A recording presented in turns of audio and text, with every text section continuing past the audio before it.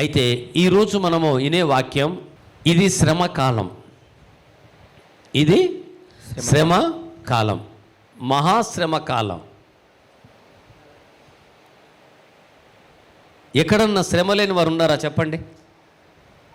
ఇంతమంది సంఘంలో ఈ యూట్యూబ్ ద్వారా వింటున్న మీకు కూడా మనవి చేస్తున్నాను. నువ్వు అమెరికాలో ఉన్నా, జర్మన్లో ఉన్నా, జపాన్లో ఉన్నా, ఇంగ్లాండ్లో ఉన్నా, నువ్వు ఫ్రాన్స్లో ఉన్నా, జర్మన్లో ఉన్నా, న్యూజిలాండ్లో ఎక్కడున్నా శ్రమ లేని వారు ఎవరన్నా ఉన్నారా? ఇక్కడ ఉన్న వాళ్ళు శ్రమ లేని వారు ఉన్నారా? ఏదో ఒక శ్రమ, పని లేక శ్రమ, అప్పుల శ్రమ, అనారోగ్యం, ఏదో ఒకటి ఉంది. రైట్? దీని అర్థం ఏంటంటే శ్రమకాలంలో ఉన్నాం కనుక ప్రభు రాకడ సమీపించిందని అర్థం. Praise God. Hallelujah, hallelujah. ప్రకటన గ్రంథం 7వ అధ్యాయము, శ్రమపడు వారికి, మనందరం శ్రమలో ఉన్నామా లేమా చెప్పండి? అందరం. శ్రమపడు వారికి ప్రభు ఒక వాగ్దానం ఇస్తున్నాడు. ఈరోజు నువ్వు శ్రమ పడుతున్నావు కదా, నీ శ్రమను సంతోషంగా మార్చాలనుకుంటున్నాడు. Praise God. హల్లెలూయా, హల్లెలూయా. హల్లెలూయా. అర్థమవుతుందా? నీ శ్రమను దేవుడు ఏమండి సంతోషంగా మార్చాలనుకుంటున్నాడు, ఆనందంగా మార్చాలనుకుంటున్నాడు, నీ దుఃఖమును సంతోషంగా మార్చాలనుకుంటున్నాడు. Praise God. హల్లెలూయా. ఇక్కడ జాగ్రత్తగా విందాం ఈ శ్రమ ఎందుకు వస్తుంది అన్న విషయాన్ని. ప్రకటన గ్రంథం 7వ అధ్యాయము 13-14 వచనాలు చదువుదాం. పెద్దలలో ఒకడు, తెల్లని వస్త్రములు ధరించుకొని ఉన్న వారు వీరెవరు, ఎక్కడుండి వచ్చిరను నన్ను అడిగాను. అందుకు నేను, అయ్యా నీకే తెలియననగా అతడు ఈలాగు నాతో చెప్పాను. అతడు ఈలాగు నాతో చెప్పాను. చూడండి, తెల్లని వస్త్రములు అంటే దాని అర్థం ఏంటో మీకు ఇక్కడ తెలియజేస్తాను. వీరు మహాశ్రమల నుండి వచ్చిన వారు. హల్లెలూయా.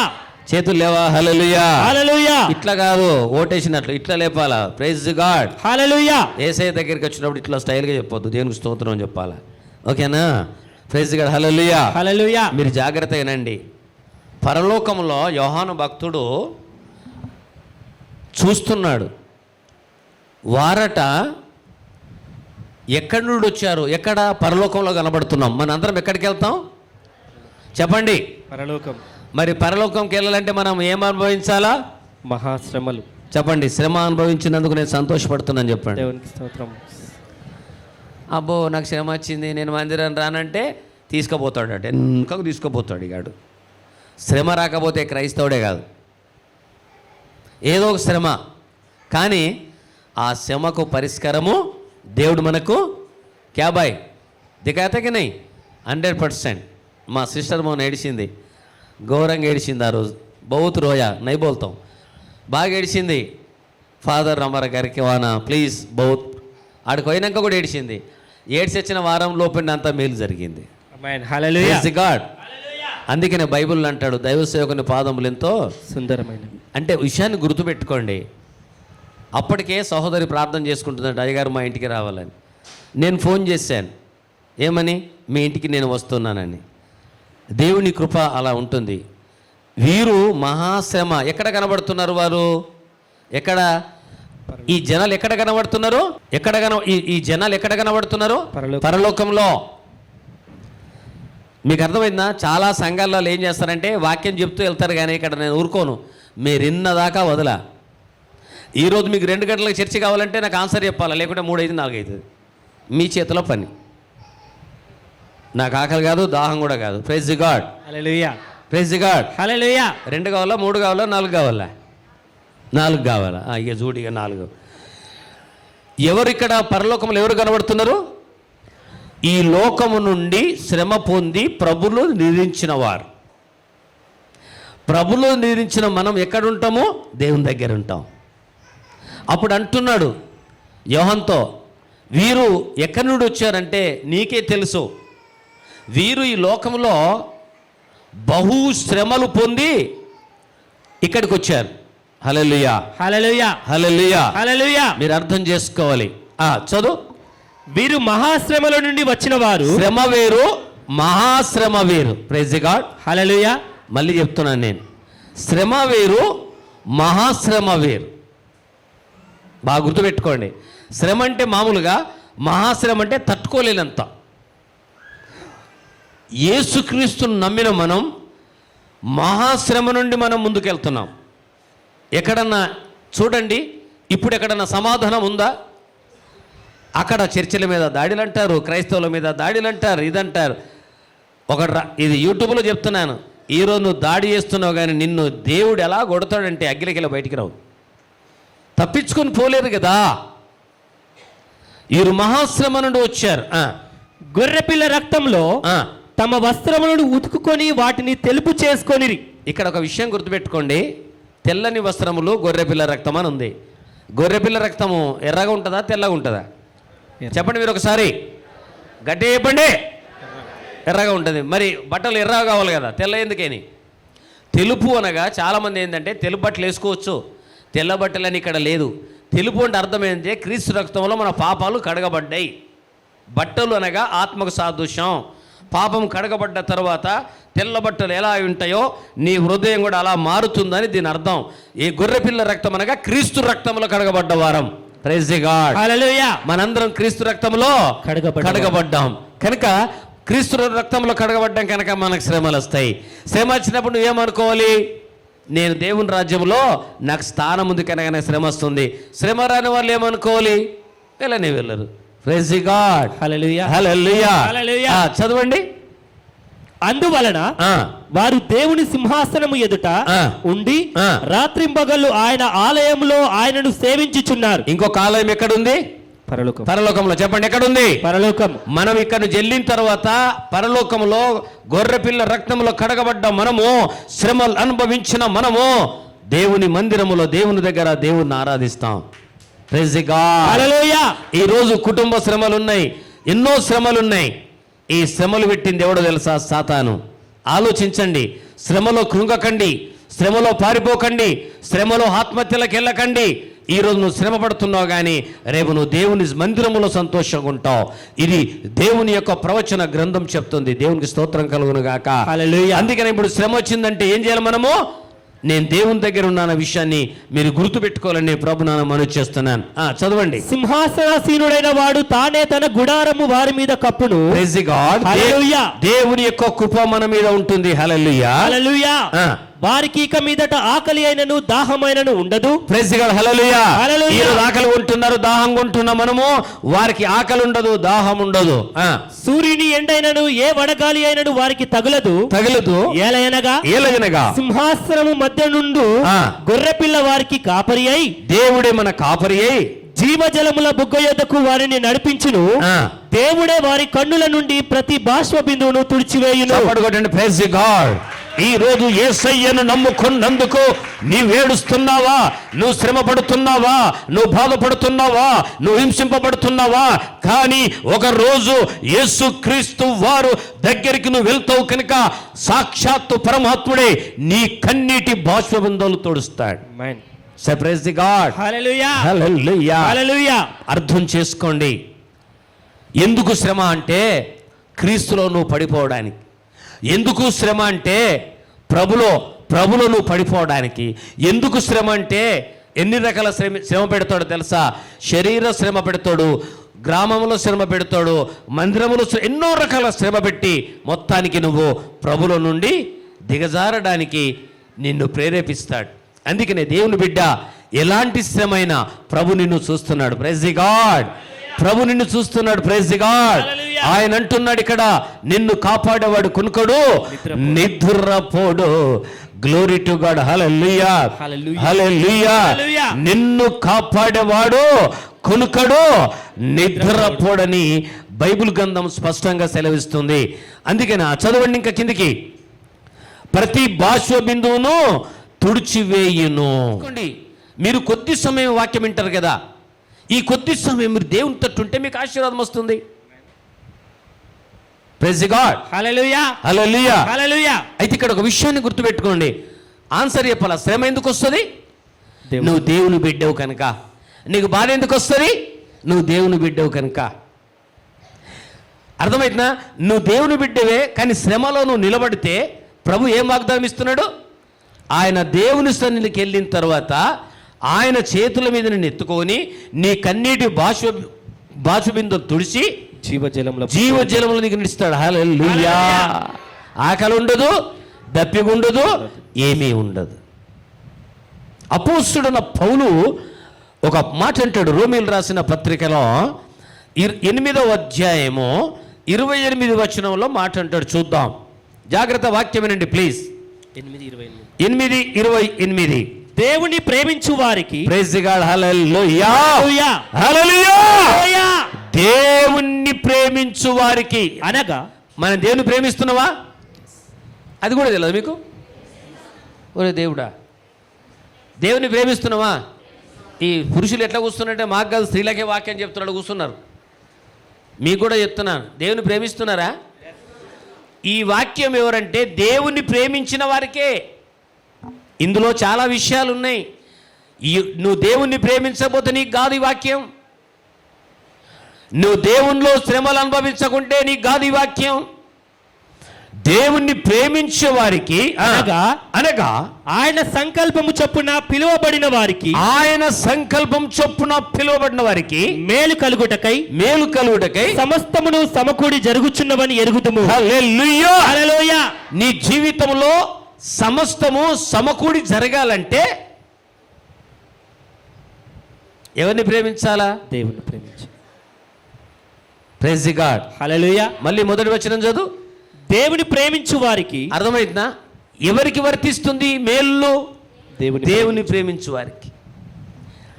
మనం ఒకటే ఏం చదువుతామంటే దేవుని ప్రేమించు వారికి చదువుతాం, మేలు చదువుతాం అంతే. దేవుని ప్రేమించు వారికి వాక్యం వర్తిస్తుంది. దేవుని ప్రేమించని వారికి ఈ వాక్యం వర్తించదు. Praise the God. హల్లెలూయా. మందిరానికి వచ్చినాం, వాక్యం ఇందాక పోయినాం. ఎట్లుంటుంది కుటుంబం? నిద్రపోయినట్లు ఉంటుంది. మళ్ళీ చెప్తున్నాను నేను, దేవుని మందిరానికి వచ్చావంటే నీ భారం అంతా కూడా దేవుని మీద వదిలేయాలి. సమస్తము సమకూర్చి జరుగుచున్న ఎవరి కొరకు జరుగుతుంది? అది దేవుణ్ణి ప్రేమించు వారికే. నువ్వు దేవుణ్ణి ప్రేమిస్తున్నావా? ఒక అమ్మ అన్నదట, అవునండి నేను దేవుణ్ణి నాయన ఎవరు ప్రేమించారు అన్నదట. అవునమ్మా ఎట్లా ప్రేమిస్తున్నావంటే అయ్యగారు ఇంటికి తీసుకుపోయిందట. అందరు బొమ్మలు అమ్ముతారు కదా, అక్కడ కూడా యేసయ్య బొమ్మ కొనుకొచ్చుకున్నదట. ఆ బొమ్మ కనుకొచ్చుకొని చూడు నేను యేసయ్యని ఎంతో ప్రేమిస్తున్నా అంటుందట. నువ్వు బొమ్మను ప్రేమిస్తున్నావా, నువ్వు యేసయ్యని ప్రేమిస్తున్నావా? పెట్టుకో, తప్పులేదు. యేసయ్యను ప్రేమించడం అర్థమైందంటే ఆయన మాటలే ఈ పరిశుద్ధ గ్రంథం. పాత నిబంధన, కొత్త నిబంధన. ఈ మాటల ప్రకారం నువ్వు బ్రతికినప్పుడు క్రీస్తును ప్రేమిస్తున్నావు. క్రీస్తును ప్రేమించే వ్యక్తి ఎన్ని శ్రమలు వచ్చినా భయపడాడు. Praise the God. హల్లెలూయా. ఎందుకు భయపడాడు? మీరు నాకు ఆన్సర్ చెప్పాలా? దేవుడు తనకు తోడుగా ఉన్నాడు. నువ్వు శ్రమలను ఎందుకు భయపడవంటే నీకు మేలు చేయడానికి ప్రభు సిద్ధంగా ఉన్నాడు. Praise the God. Hallelujah. Hallelujah. Hallelujah. మన నోటి నుంచి ఎప్పుడు మంచి వలకాల. మన నోటి నుండి ఏం విత్తుతావో ఆ పంటనే వస్తారు మీరు. అర్థమైతే మీకు? ఈ ఇల్లు పాడు కానీ అన్నాం అనుకో, మీ ఇల్లు ఎప్పుడు పాడైతేనే ఉంటుంది, చెదలు పడుతుంది కదా. ఈ గుడిసె పోయి ఇల్లు కాదు ఇల్లు అయిపోతుంది, ఇల్లు పోయి బిల్డింగ్ అంటే బిల్డింగ్ అయిపోతుంది. ఎవరి చేతిలో ఉంది అది? దేవుడు నీ చేతికి ఇచ్చిండు, దాన్ని నువ్వు యూజ్ చేసుకో. దేవుణ్ణి ప్రేమించే వ్యక్తి తన జీవితంలో మార్పు రావాలి. దేవుని ప్రేమించే వ్యక్తి దేవుని కొరకు బ్రతకాలి. దేవుడు వాక్యం ఏం చెప్పుతున్నదా దాని ప్రకారం ఎట్లా బ్రతకాలా అని పరిగెత్తాలా. దట్ ఈస్ దేవుణ్ణి ప్రేమించడం. వారికి అన్నీ సమకూడి జరుగుతాయి. Praise the lord. హల్లెలూయా. హల్లెలూయా. హల్లెలూయా. హల్లెలూయా. ఎందుకనగా తన కుమారుడు అనేక సహోదరులలో జ్యేష్ఠుడగునట్లు దేవుడు ఎవరిని ముందు ఎరుగునే. హల్లెలూయా. హల్లెలూయా. అదే అపోస్తలుడైన పౌలు ఈరోజు మనం వింటున్న వాక్యం ఏంటి? శ్రమలు ఎవరికి వస్తాయి, శ్రమ నుండి మనల్ని దేవుడు ఎలా ఇడిపిస్తాడు. That is most important. ఈ వాక్యం నీ జీవితంలో అర్థం కాకపోతే నువ్వు ఏం చేయలేవు. అయితే పౌలు గారు రెండో కొరింథీ రాసిన పత్రిక 12వ అధ్యాయము మరి 7, 8, 9 వచనాల్లో ప్రభు చక్కని మాట చెప్తున్నాడు. నాకు కలిగిన ప్రత్యక్షతను బహు విశేషముగా ఉన్నందున నేను అత్యధికముగా ఎచ్చిపోకుండు నిమిత్తము. జాగ్రత్త వినండి. ఇక్కడ కొంతమంది ఏమంటారంటే ఇన్ని సంవత్సరాలు ప్రభుని నమ్ముకొని ఈ నొప్పి పోతలేదు కదా, ఈ ప్రాబ్లం పోతలేదు, ఈ తలనొప్పి పోతలేదు, ఈ కాలు నొప్పులు పోతలేవు, మనము కొన్ని రకాలుగా బాధపడతాం. పౌలు గారు ఇక్కడ ఒక మాట అంటున్నాడు, మళ్ళీ చదవండి మొదటి నుంచి. నాకు కలిగిన ప్రత్యక్షతలు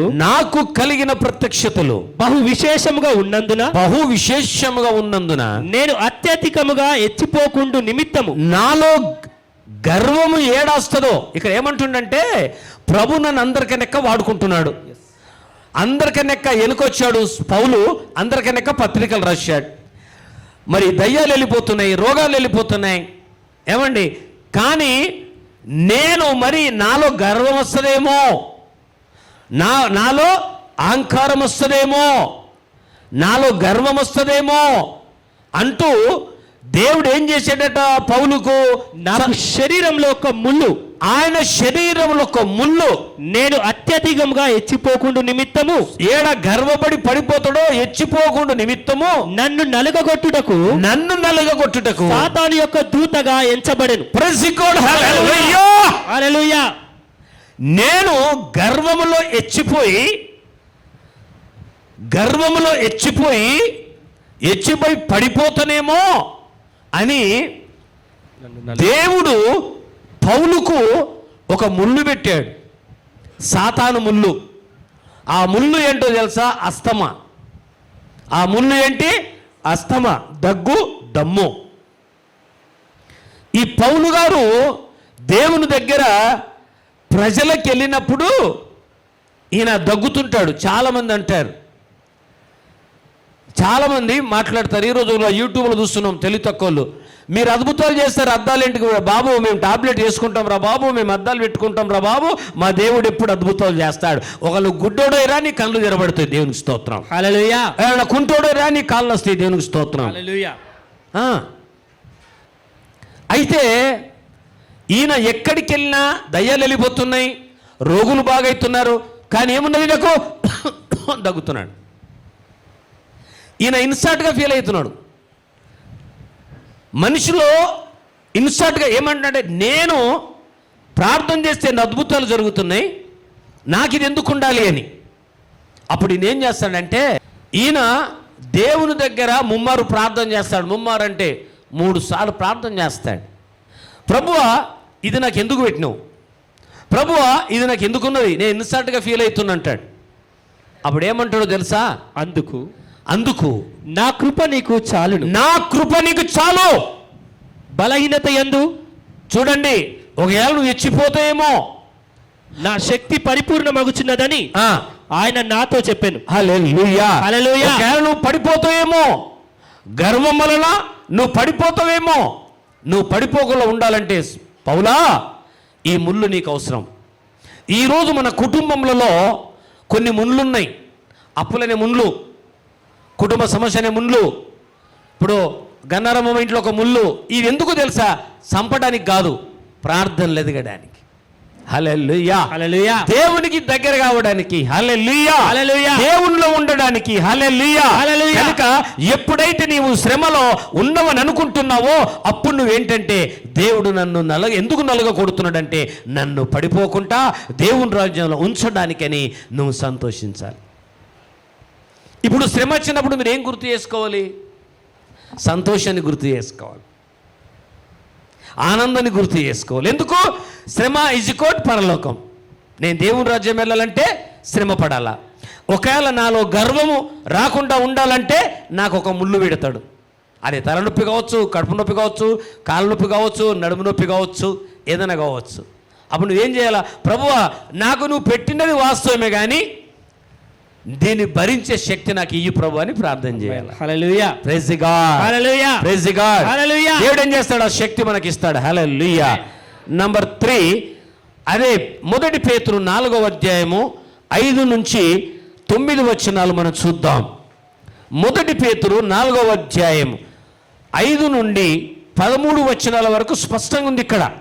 సజీవులకును, ఏనండి అమ్మయ్య, సజీవులకును మృతులకును తీర్పు తీర్చుటకు సిద్ధముగా ఉన్నవానికి. అమ్మా, చాలామంది ఏమంటారంటే నేను చనిపోయినాక ఏం చూస్తానని జాగ్రత్త చెప్తున్నాను. బ్రతికున్న మనం ఎత్తబడతాం, చనిపోయిన వాళ్ళు సమాధులు తెరబడతాయి. వింటున్నారా? Praise the God. యేసయ్య నమ్మిన వారైనా నమ్మని వారైనా ఈడ కళ్ళు మూసిన వెంటనే ఆ దేవుని దగ్గరికి వెళ్తారు. పరదేశ అనే స్థలములు అందరూ ఉన్నారు. ఇప్పుడు ఆడ రక్షణ పొంది చనిపోయిన వాళ్ళు ఒక దగ్గర ఉన్నారు, రక్షణ పొందని పోయిన వాళ్ళు ఒక దగ్గర ఉన్నారు. వీళ్ళందరినీ ఒక స్థలంలో సమకూరుస్తాడు. మళ్ళీ చెప్తున్నాను, బ్రతికిన వారైనా చనిపోయిన వారైనా వీరందరికీ ఏమున్నది? తీర్పు ఉన్నది. మళ్ళీ చదవది. సజీవులకును అంటే బ్రతికిన్న మనకును, మృతులకును అంటే ప్రభువులో నిరీక్షించిన మృతులకును తీర్పు తీర్చుటకు తీర్పున్నది. తీర్పు తీర్చుటకు సిద్ధముగా ఉన్నవానికి వారు ఉత్తరవాదులై ఉన్నారు. హల్లెలూయా. ఎవరు? సేవకులు. మళ్ళీ చెప్తున్నాను, సజీవులవైనా నువ్వు మరణించినా యేసుక్రీస్తు వచ్చినప్పుడు లేపబడతావు. ప్రభు రాకున్న ముందు చనిపోయినా తీర్పు మాత్రం ఉంది. ఆ తీర్పులో నీవు నిలబడాలి. తీర్పు లేని నువ్వు దేవుని రాజ్యం వెళ్ళలేదు. నీ క్రియలను బట్టి, నీ విశ్వాసాన్ని బట్టి నీకు తీర్పు ఉంటుంది. ఏది కూడా అక్కడ దాయబడదు.